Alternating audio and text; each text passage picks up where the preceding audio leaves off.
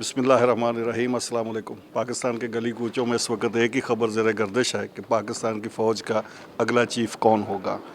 इस हवाले से बड़े नाम भी ज़ेर गर्दिश हैं, बड़ी इतलात भी हैं, र्यूमर्स भी हैं, क्या कुछ हो रहा है। लेकिन आज हम जुल्फ़िकार राहत साहब सीनियर जर्नलिस्ट हमारे साथ मौजूद हैं, इनसे भी पूछेंगे और आपको बताएंगे कि पाकिस्तान की फ़ौज का अगला आर्मी चीफ़ कौन होगा।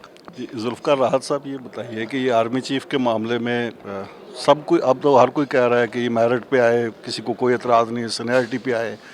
हुकूमत भी कह रही है कि मेरिट पे आना चाहिए।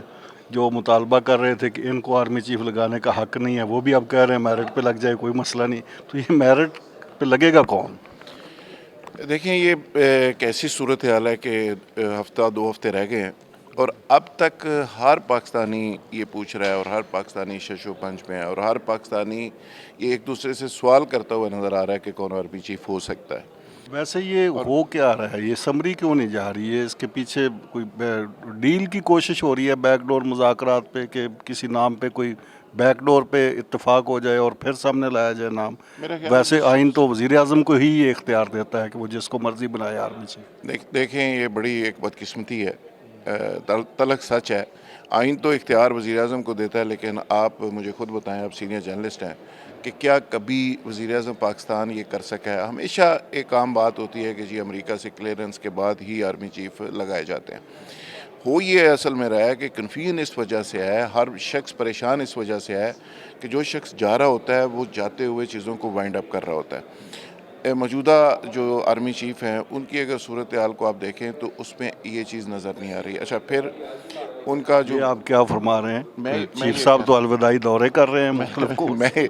मैं ये कह रहा हूँ कि हर शख्स कंफ्यूज इस वजह से है कि जो उनकी एक्टिविटी देखी गई, जिस तरह अमेरिका का दौरा आखिरी महीने के अंदर किया गया, जिस तरह पोस्टिंग ट्रांसफ़र उन्होंने की, जिस तरह अभी ये दौरे तो हो रहे हैं अलामती, लेकिन इसके बावजूद कुछ लोग ये बात करते हुए नज़र आ रहे हैं कि जी बाजवा साहब स्टे कर सकते हैं। तो मैं समझता हूँ कि ये कन्फ्यूजन नहीं होनी चाहिए, ये चीज़ें क्लैरिटी में होनी चाहिए और ये बाजवा बात साहब को तय कर लेनी चाहिए। बाजवा साहब तो अनाउंस कर चुके हैं कि वो नहीं रहेंगे। तो फिर कौन मजबूर करेगा उनको कि नहीं, आपने जाना नहीं, जाने की बातें नहीं करनी, दिल तीन दुखाने की दफ़ा बातें नहीं करनी। 3 दफ़ा अनाउंसमेंट करने के बावजूद भी आज अगर लोग ये सवाल करें कि जी हो सकता है बाजवा साहब स्टे कर जाएं, हो सकता है उनको एक्सटेंशन दे दी जाए, तो मैं समझता हूँ कि इससे बड़ी बदकिस्मती क्या हो सकती है। जो भी हो क्लैरिटी में होना चाहिए ताकि मुल्क और कौम का जो मामला है उसमें कम अज़ कम लोग कंफ्यूज ना हो।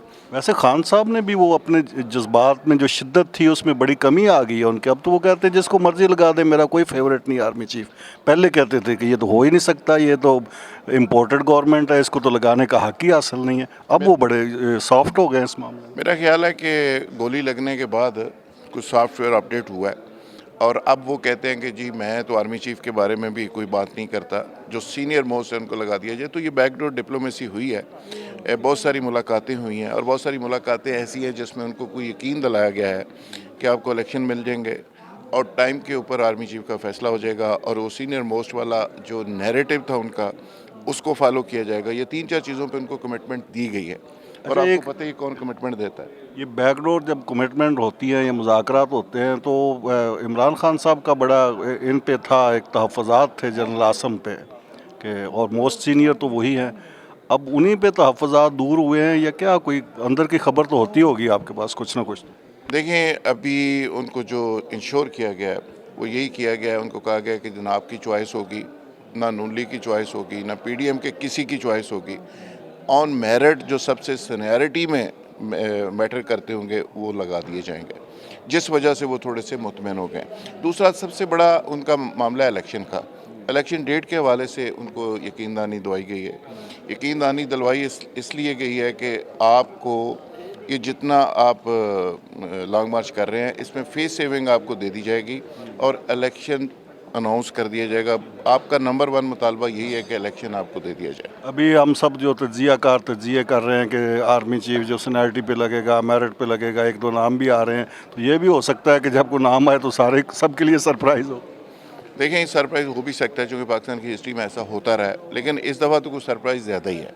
इस दफ़ा तो हर शख्स एक दूसरे से पूछ रहा है, इवन जिनके फैसले होने हैं टॉप पोजीशन पे बैठे हुए लोग भी एक दूसरे से पूछ रहे हैं कि क्या सरप्राइज़ है। तो देखिए ना, जहाँ पे बाजवा साहब ने 3 दफ़ा कहा कि जी मैं तो जा रहा हूँ और मुझे चले जाना है, پھر اس کے باوجود بھی آج یہاں پہ ہماری دوسرے لوگوں سے ملاقاتیں ہوئی، وہ 2-4 لوگ بھی یہ کہہ رہے تھے کہ باجوہ صاحب سٹے کر رہے ہیں۔ اب دیکھیں اس کنفیوژن کے اندر، اس دھند کے اندر کوئی جینون بات کیا ہو سکتی ہے؟ تو یہ اور اتنے لوگ اصرار کریں تو پھر سرپرائز مل بھی جاتا ہے۔ جی، یہ ویسے پوسٹر لگنے شروع ہو گئے ہیں کہ جانے کی باتیں جانے دو، باجوہ صاحب کی تصویر لگا کے نیچے بڑا سا لکھا ہوا ہے کہ جانے کی باتیں جانے دو۔ تو مجھے لگتا ہے کہ باجوہ صاحب، ہو سکتا ہے کہ کوئی ایسی صورتحال بن جائے کہ باجوہ صاحب کو کہا جائے کہ جی آپ سٹے کریں اور الیکشن کروانے کے بعد آپ چلے جائیں۔ بہت شکریہ ذوالفقار راحت صاحب۔